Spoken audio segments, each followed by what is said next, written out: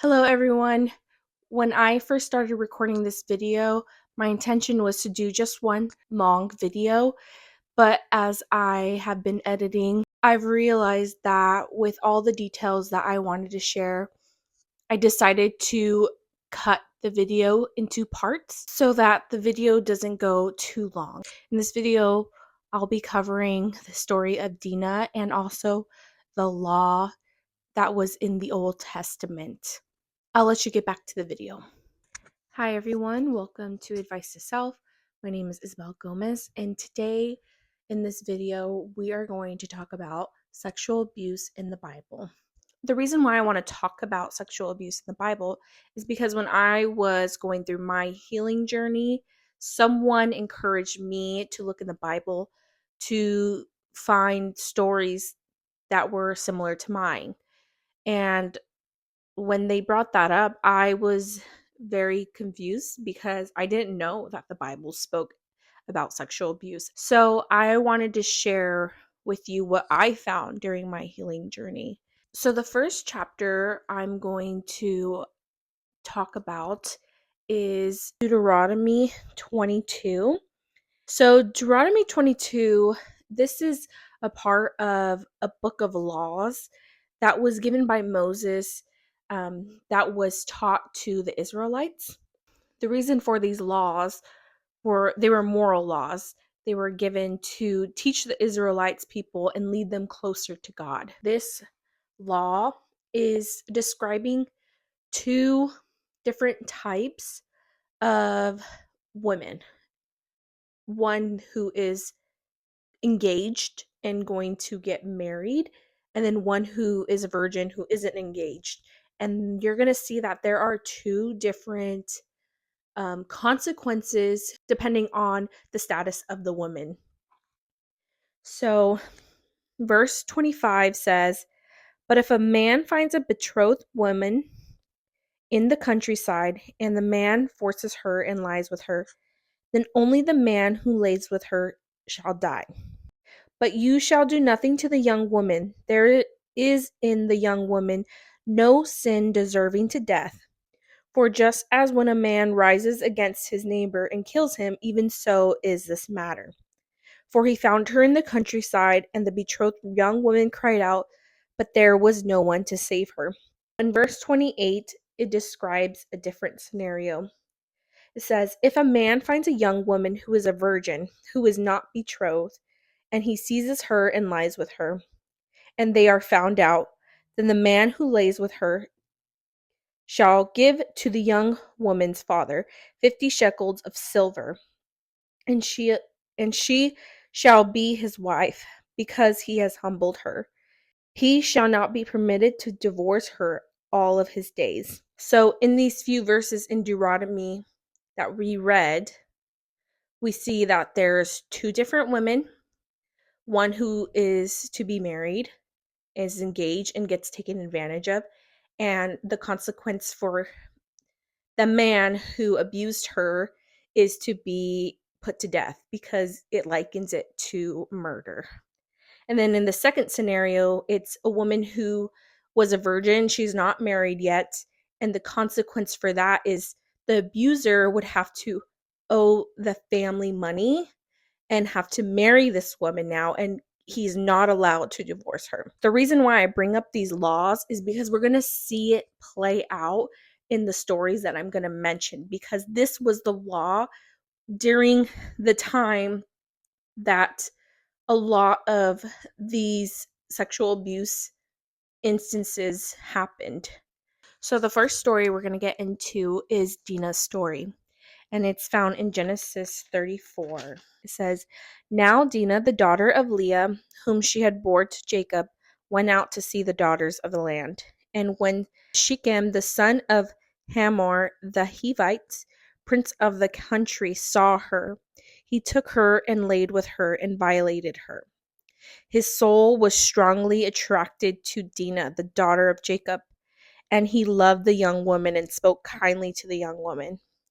So Shechem spoke to his father Hamor, saying, 'Get me this young woman as a wife.'" So we just read that Dinah, she was on her way to see the daughters of the land when Shechem, her abuser, saw her and he took her and laid with her. So he took advantage of her. It says he violated her. It says that Shechem was strongly attracted to Dinah, and he told his father he wants to marry this woman. And as we read in Deuteronomy, if you lay with someone who is not married and or not engaged, then you have to then marry that person and pay the family money. So in verse 5, it says, "And Jacob heard that he had defiled Dinah, his daughter." So Dinah's father heard that Shechem basically took advantage of his daughter, Dinah. Now Jacob's sons were with his livestock in the field, so Jacob held his peace until they came. Then Hamor, the father of Shechem, went out to Jacob to speak with him, and the sons of Jacob came in from the field when they heard it. And the men were grieved and very angry, because he had done a disgraceful thing in Israel by lying with Jacob's daughter, a thing which ought not to be done. But Hamor spoke with them, saying, "The soul of my son Shechem longs for your daughter. Please give her to him as a wife, and make marriages with us. Give your daughters to us, and take our daughters to yourselves. So you shall dwell with us, and the land shall be before you. Dwell and trade in it, and acquire positions for yourselves in it." So we're learning that Jacob heard about what happened to Dinah, his daughter, and he was upset. But he held his peace and he waited for his sons to come in from the field. Um, and when his sons came in, they were very angry that Shechem did this to their sister. And it says that Shechem's father, his name is Hamor, was really pleading with Jacob, saying, "Please let my son marry your daughter. We can share lands, possessions." So he's really just trying to arrange this marriage for Shechem and Dinah after Shechem had taken advantage of Dinah. In verse 11, it says, "Then Shechem said to her father and her brothers, 'Let me find favor in your eyes, and whatever you say to me I will give. Ask me ever so much dowry and gift, and I will give according to what you say to me.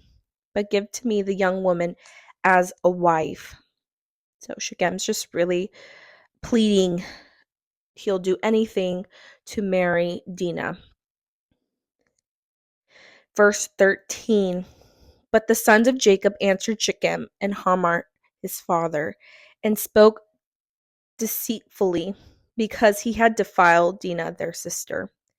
And they said to them, 'We cannot do this thing to give our sister to the one who is uncircumcised, for that would be a reproach to us. But on this condition we will consent to you, if you will become as we are. If every male of you is circumcised, then we will give our daughters to you, and we will take your daughters to us, and we will dwell with you, and we will become one people. But you will not heed us and be circumcised, then we will take our daughter and be gone.' And their words pleased Hamor and Shechem, Hamor's son." So basically, Jacob's sons, they spoke to Shechem and Shechem's father, and they told him, "If you go and get circumcised, all the men get circumcised, we will give you our sister. But if you don't, then we will take Dinah and leave." And it says that they were deceitfully saying this. So in their hearts, they were lying to Shechem and his father, but they said it anyways. And it says in verse 18, and their words pleased Hamor and Shechem, Hamor's son.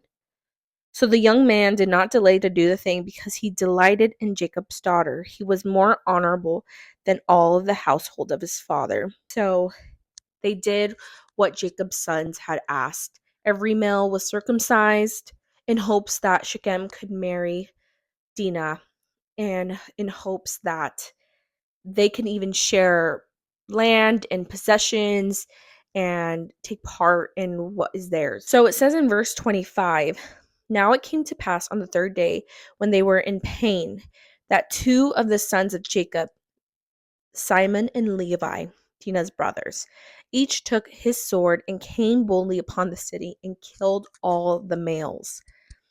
And they killed Hamor and Shechem his son with the edge of the sword, and took Dinah from Shechem's house and went out. In verse 28, they took their sheep, their oxen, and their donkeys, what was in the city and what was in the field, and all their wealth.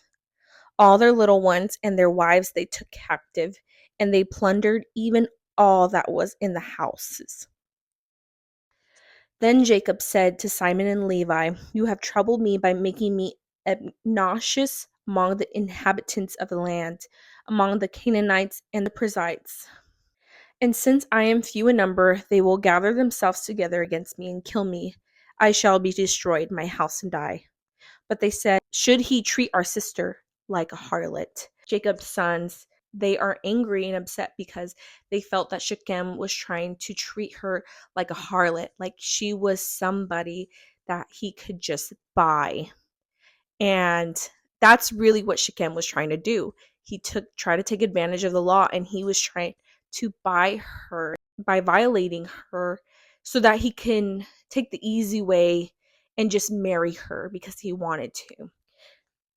But Jacob's sons are angry at the fact. They don't believe that Dinah is someone who can just be bought. And so what we see in this story is we see that Dinah was taken advantage of by Shechem, and Jacob's sons, Simon and Levi, were upset by what Shechem had done to their sister Dinah. They lied to them in order to get them to a spot where they were weak, and then they killed them and all their men, and they took all their possessions in order to get vengeance for what had happened to their sister. And then we see that God told them to leave. And as they traveled, God protected them, and God protected Dinah's brothers. Unfortunately, Dinah was taken advantage of, but her abuser was then killed for what he had done. So that concludes part 1 of sexual abuse stories in the Bible. In the next video, we'll be talking about the story of Tamar. I'll see you in the next one.